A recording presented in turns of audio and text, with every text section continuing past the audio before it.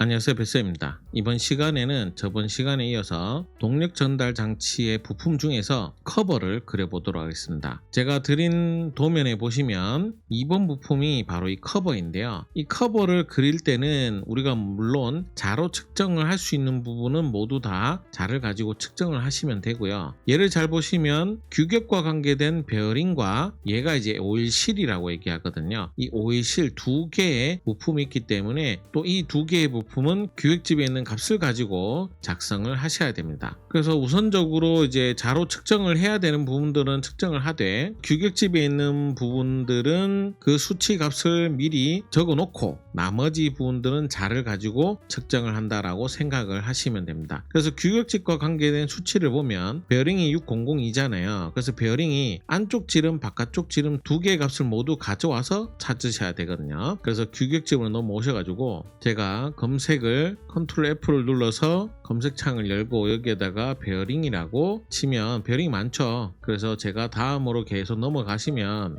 저기 23번으로 가겠죠, 바로. 그래서 23번에 오면 여기 6002가 있습니다. 안쪽 지름은 15고요. 바깥쪽 지름은 32로 지정이 되어 있습니다. 그래서 이 32와 15는 우선은 제가 그대로 적용을 해주고요. 그 다음에 오일실 같은 경우는 역시 검색을 하셔가지고 이렇게 검색을 하시면 오일실 규격 부분이 나오는데 여기에서 계열 치수가 있습니다. 저는 보통 계열 치수를 이쪽 부분에 많이 보라고 하는데요. 그 이유가 이 B값이 이제 오일실의 폭이거든요. 큰 폭의 치수의 오일실이 잘 나오지 않습니다. 그래서 우리는 보통은 작은 값으로 오일실 값을 지정을 하시면 되는데요. 이때 호칭 안지름 D라는 게 있습니다. 안지름 D는 얘죠. 그래서 우리가 베어링 지름이 15였잖아요. 그래서 15를 가지고 D값, 바깥쪽 지름은 25와 30이 있습니다. 그래서 25일 때는 폭을 4로 잡으시면 되고요. 30일 때는 7을 잡으시면 됩니다. 그러고 나서 부착 관계라는 게 역시 또 나타나거든요. 그래서 여기에 있는 값을 또 그대로 적용을 해주시면 되는데 우선은 이렇게 많은 수치가 들어오면 우리가 바로 작성을 해준다라고 생각을 하시면 돼요. 그래서 실제 시험장에서도 이 부분에 우리가 작성해야 되는 수치들은 모두 써주시는 것이 좋습니다. 그래서 저는 CAD로 작업한 게 있으니까 치수를 한번 넣어볼까요? 우선은 이 폭은 제가 치수를 맞춰놨으니까 15입니다.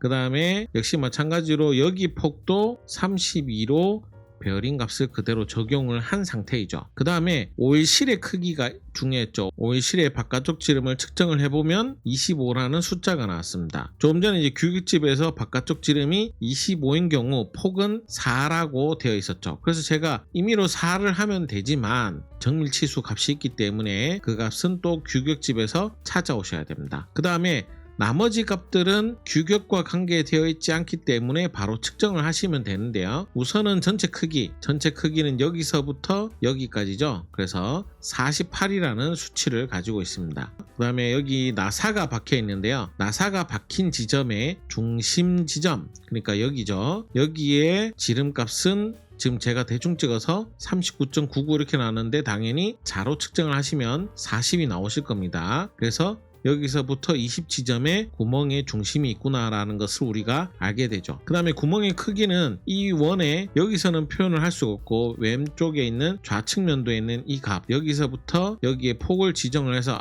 얘는 구멍의 이 볼트의 머리가 닿는 부분은 폭이 8이구나 라는 것을 우리가 알게 되었습니다. 그 다음에 여기 깊이 값도 역시 알아야 되겠죠. 총 폭은 여기서부터 여기 베어링이 닿는 지점까지의 폭은 10이고요. 그 다음에 여기서부터 요 두께는 8입니다. 그러면 볼트의 머리 부분은 여기서부터 여기까지니까 4.5라고 나와 있는데요. 실제 우리가 4.5라는 수치가 있는 건 아닙니다. 가만히 생각을 해보면 소수점 단위를 우리가 지정을 할 수가 없거든요. 그래서 4.5다 그러면 4를 하셔도 되고 5를 하셔도 됩니다.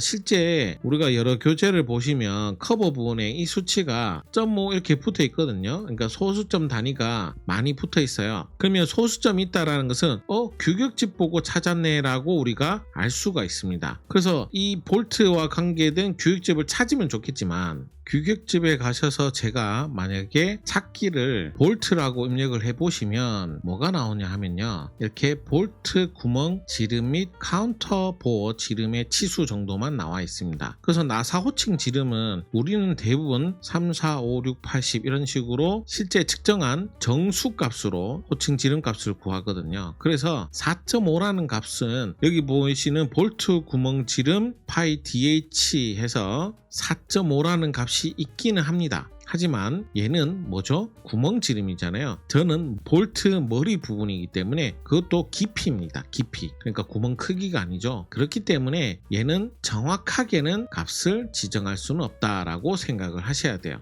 물론 측정을 하시면 좋죠. 사실은 우리가 실제 시험장에서는 종이로 나온 도면을 자를 가지고 측정하는 거기 때문에 소수점 단위까지 정확하게 하시기는 힘듭니다. 그래서 저 같은 경우는 이제 최대한 비슷하게 맞추다 보니까 4.5가 나왔는데, 제가 측정했던 자 같은 경우는 그 0.5 단위까지는 나와 있는 자라서 제가 임의로 4.5라는 값을 제가 줬다라고 생각을 하시면 됩니다. 하지만 여기를 만약에 하겠다 그러면 저 같은 경우는 그냥 4를 하세요라고 얘기를 합니다. 큰 문제는 없기 때문에. 그래서 4를 해도 되는구나 라고 생각을 하고 하시면 됩니다. 그래서 제가 안 헷갈리기 위해서 일부러 4라고 입력을 할게요. 자, 그 다음에 여기 구멍도 하나 있죠. 여기 구멍은 규격과는 아무 상관이 없기 때문에 직접 여기서부터 여기 값 24, 그 다음에 또 측정을 해서 여기서부터 여기까지의 값 17도 제가 이렇게 뽑아 놓습니다. 자, 이렇게 측정을 어느 정도 해놓은 상태에서 3D 부품을 작성해 보도록 하겠습니다. 필요하면 다시 또 측정하면 되니까요. 자, 그래서 인벤토로 넘어와서 제가 새 파일을 여는데 꼭 밀리미터 확인하시고 하셔야 됩니다. 제가 첫 시간에도 한번 설명을 했었는데, 시험장 가서 인치로 되어 있으면 내가 다른 걸 모두 다 눌러보시면 결국에는 뭐든 누르시면 밀리미터가 나오니까요. 꼭 밀리미터 확인하시고 작성 버튼을 누르시면, 지금 화면이 조금 작은 것 같아서 제가 우선은 키워놓고 시작하도록 하겠습니다.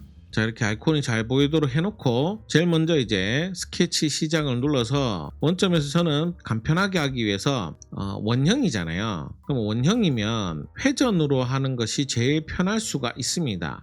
그래서 회전을 하려면 도면에 보시면 해칭된 부분 있잖아요. 그 해칭된 부분을 우선적으로 내가 다 그린다라고 생각을 하시면 돼요. 그래서 저는 XY 평면에 맞춰서 작업을 하도록 할게요. 회전을 할 때는 선을 임의로 꼭 이렇게 직선을 만들어 놓고요. 선을 선택해서 중심선으로 선 종류를 변경하고 난 뒤에 이 구속 조건에 보시면 일치 구속 조건으로 이 선의 중심과 이 부품 도면의 중심점을 클릭을 해서 중앙에 오도록 합니다. 그 다음에 이 폭은 전체 폭이 10이었잖아요. 그래서 10은 이렇게 고정을 해주는 거다라고 생각을 하시면 돼요. 그러고 나서 어떻게 그리냐면, 우리가 해칭된 부분을 잘 보시면 쉽게 얘기하면 이 부분이거든요. 이 부분. 여기를 그리는 거예요. 그러면 이제 여기 구멍은 어떻게 하냐? 우선은 회전할 때는 여기도 그린다라고 생각을 하시면 돼요. 그럼 어떻게 그려야 돼요? 여기 팔, 그 다음에 여기까지 떨어지고 이렇게 하고, 여기 꺾이는 거는 신경 쓰지 말고 다 직선으로 만든다라고 생각하고 작업을 하시면 돼요. 그래서 이 형태 보이시죠? 이 형태대로 제가 그린다라고 생각을 하시면 됩니다. 그러면 선으로 우선은 직선을 이렇게 그리고요. 그 다음에 한번 이렇게 꺾이잖아요. 꺾이고 여기서 내려와서 그 다음에 한번 꺾고 들어가서 오일실 들어가는 부분까지 그려서 이렇게 그리는 거예요. 지금 제가 치수는 하나도 넣지 않고 직선으로만 모두 그렸습니다. 그러고 난 뒤에 치수를 입력을 해주시면 돼요. 그래서 치수가 잘 보시면 제일 바깥쪽 크기는 우리가 중심선을 찍어서 48이었습니다. 이게 48을 주시고요. 그 다음에 여기가 15가 아니고 사실은 17이잖아요. 여기를 17로 두시는 거예요. 그러면 어때요? 조금 늘어났죠? 그 다음에 이 부분이 아마 24였습니다. 그렇죠. 그러고 나서 여기는 얼마였죠? 우리가 그 오일실 폭이기 때문에 25를 지켜주셔야 되고, 그 다음에 베어링 바깥쪽 지름이 여기가 바로 32로 구성이 되어 있습니다. 자, 그럼 어때요?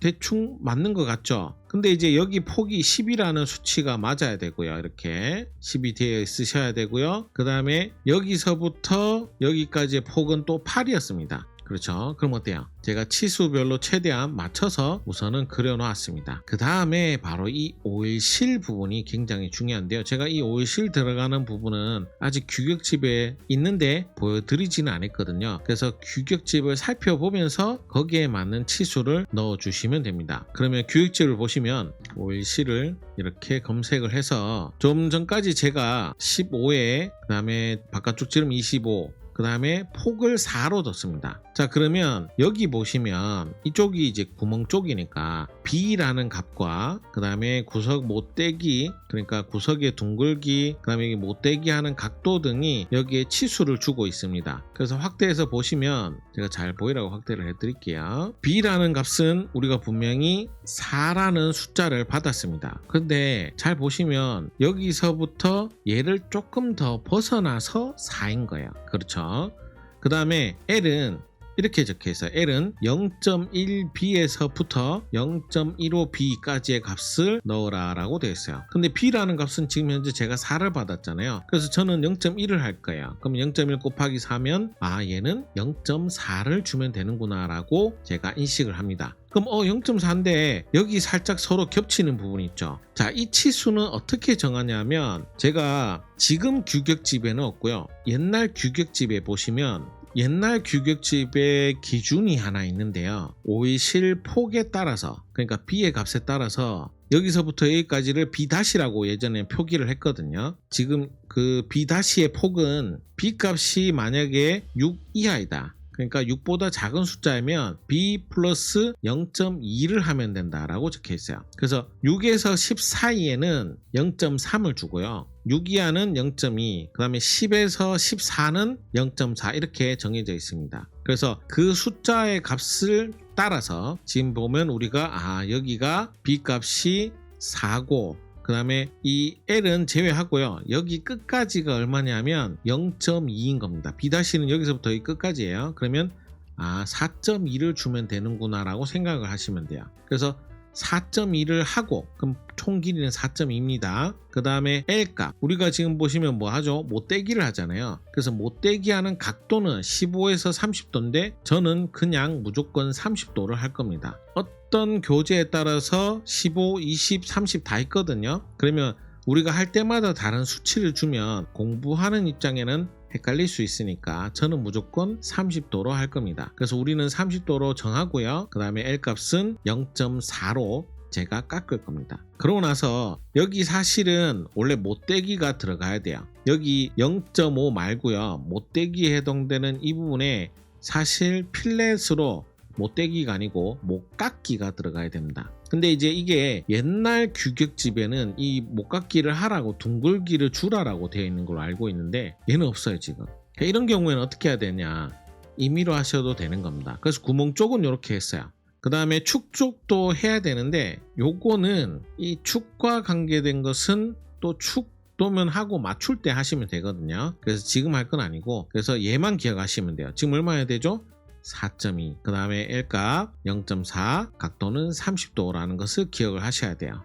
그래서 저는 치수로 여기서부터 여기 폭을 4.2를 줄 겁니다. 그럼 이 치수는 필요가 없어요. 이 치수만 여기다 입력을 하면 되거든요. 이 치수가 얼마로 되어 있냐면 제가 여기 폭은 또 안 정했었네요. 생각해 보니까 그냥 자로 측정하시면 돼요. 이 값을 측정하시면 됩니다. 4네요. 얘는 측정 안 하셔도 돼요. 얘가 4.2라는 소수점 단위가 나왔기 때문에 여기를 맞출 필요가 없습니다. 여기와 여기만 맞추는 거예요.